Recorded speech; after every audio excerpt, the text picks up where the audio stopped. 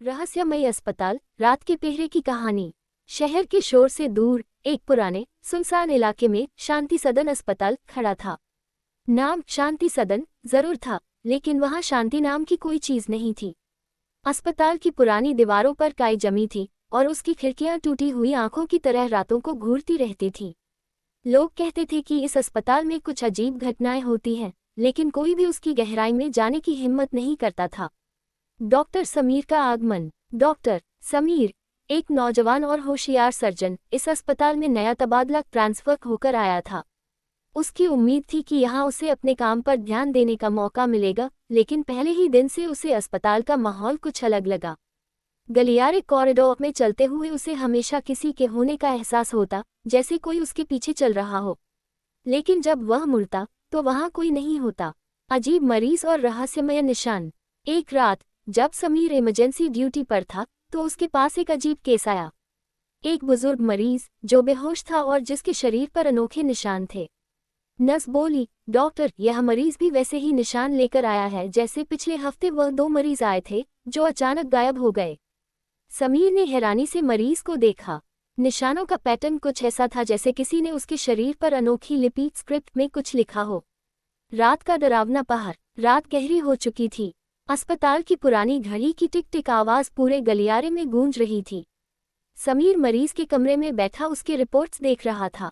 अचानक उसे गलियारे से कुछ आवाजें सुनाई दी, जैसे कोई चीज घसीट रहा हो या फिर धीरे धीरे रो रहा हो।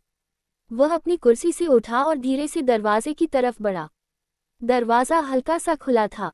उसने बाहर झांका। पूरा गलियारा खाली था, लेकिन उसे लगा जैसे किसी की परछाई एक कमरे से दूसरे कमरे में सरक गई हो। डॉक्टर विराज का रहस्य। उसे याद आया कि अस्पताल के नीचे एक पुराना मुर्दाघर मॉर्ग है जिसे सालों से बंद कर दिया गया है। लोग कहते थे कि वहां अस्पताल के पहले मुख्य डॉक्टर विराज की आत्मा भटकती है। डॉक्टर विराज पर इल्जाम था कि वह मरीजों पर अनोखे प्रयोग एक्सपेरिमेंट्स करता था, लेकिन उसकी मौत भी एक रहस्य बन गई थी। समीर ने सोचा कि शायद वह निशान और गायब हो रहे मरीजों का कनेक्शन विराज के पुराने प्रयोगों से हो सकता है। अगले दिन उसने अस्पताल के रिकॉर्ड रूम में विराज से जुड़ी फाइल ढूंढनी शुरू की। पुराने कागजों की धूल और सीलेंट डैम्पनेस के बीचों से एक डायरी मिली। ये डॉक्टर विराज की डायरी थी। डायरी का खुलासा। डायरी के पन्ने पलटते ही समीर के हाथ कांपने लगे। उसमें विराज ने अपनी सारी खुफिया प्रयोगों के बारे में लिखा था।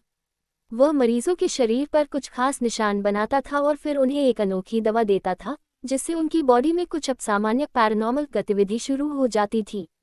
विराज का मकसद आत्माओं से बात करना था, उन्हें शरीर में वापस लाना था।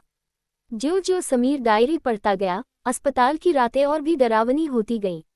उसे गलियारों में मरीजों की दर्दनाक चीखें सुनाई देने लगी, जबकि पूरा अस्पताल खाली होता था। एक रात उसे अपने केबिन में विराज की परछाई दिखाई दी। उसने एक काला लैब कोट पहना था और उसकी आंखों में एक अजीब चमक थी। मुर्दाघर का खुफिया चैम्बर। परछाई ने समीर को इशारा किया और एक खुफिया दरवाजे की तरफ बढ़ने लगी। समीर के अंदर डर और जिज्ञासा दोनों थे। उसने उस परछाई का पीछा किया और वह उसे अस्पताल के सबसे नीचे बंद मुर्दाघर में ले गई। मुर्दाघर की हवा में सड़ी हुई लाशों की बदबू थी और हर तरफ जाले लगे थे। जब वह मुर्दाघर के अंदर पहुंचा तो उसने वहां एक छिपा हुआ चैम्बर हिडन चेम्बर देखा। उस चैम्बर में विराज का प्रयोगशाला लैबोरेटरी सेटअप था और वहां एक टेबल पर वही बुजुर्ग मरीज लेटा हुआ था जिसके शरीर पर अनोखे निशान थे, और उसके आसपास कुछ और इंसानी शरीर भी थे जो अधूरे प्रयोगों के निशान लिए हुए थे। विराज की डायरी में लिखा था कि वह आत्माओं को इन शरीरों में वापस लाने की कोशिश कर रहा है। सच्चाई का सामना। समीर को एहसास हुआ कि डॉक्टर विराज कभी मरा ही नहीं था। वह आत्माओं को बुलाने के अपने प्रयोगों में इतना माहिर हो गया था कि उसने खुद को एक परछाई के रूप में बदल लिया था, जो रात के पहर में अपने अधूरे प्रयोगों को पूरा कर रही थी। मरीज गायब नहीं हुए थे, बल्कि वे विराज के प्रयोगों का हिस्सा बन गए थे। तभी चैम्बर की हवा घनी हो गई और डॉक्टर विराज की परछाई उसके सामने एक ठोस रूप लेने लगी। उसकी आंखें भयानक लाल हो गईं। समीर चिल्लाया और भागने की कोशिश की, लेकिन दरवाजा अपने आप बंद हो गया। डॉक्टर विराज ने एक धीमी भयानक आवाज में कहा, तुमने मेरा रहस्य जान लिया डॉक्टर समीर। अब तुम्हें भी मेरे अगले प्रयोग का हिस्सा बनना होगा। तुम्हारी बुद्धिमत्ता और युवा शरीर मेरे काम आएगा।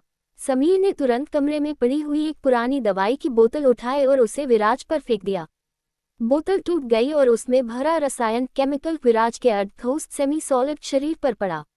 विराज जोर से चीखा, जैसे उस पर तेजाब पड़ गया हो। उसका शरीर तेजी से धुएं में बदलने लगा। मौका पाकर समीर ने तेजी से चैम्बर से भागकर खुद को मुर्दाघर से बाहर निकाला और दरवाजे पर एक बड़ी जंजीर डालकर उसे हमेशा के लिए बंद कर दिया। वह तेजी से अस्पताल से बाहर भागा, पीछे मुड़कर बिना देखे। अगले दिन डॉक्टर समीर ने पुलिस और प्रशासन को डॉक्टर विराज की डायरी सौंपी और पूरी कहानी बताई। शांति सदन अस्पताल को हमेशा के लिए सील कर दिया गया और ये शहर के इतिहास का एक काला अध्याय बन गया। डॉक्टर समीर ने उस रहस्य को उजागर तो किया, लेकिन रात के पहर में उस अस्पताल के मुर्दाघर से आने वाली भयानक आवाज़ें आज भी शहर के सन्नाटे में कभी कभी सुनाई देती हैं, जो ये बताती हैं कि कुछ रहस्य हमेशा दबे रह जाते हैं।